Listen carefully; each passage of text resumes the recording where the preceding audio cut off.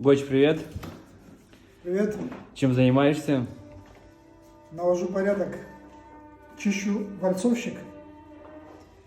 Вот. Ну а зачем тебе это надо? Все равно в дальнейшем опять будешь пользоваться, опять он будет грязный. Ну, если его не чистить, он в конечном итоге испортится. Ну и вообще приятно работать с чистым инструментом, с ухоженным. Кстати, это очень большая проблема наемных рабочих. Им покупаешь инструмент дорогостоящий, причем, и они просто его убивают за неделю, а может и за пару дней. Очень тяжело с такими людьми работать. Работники, вам на вооружении.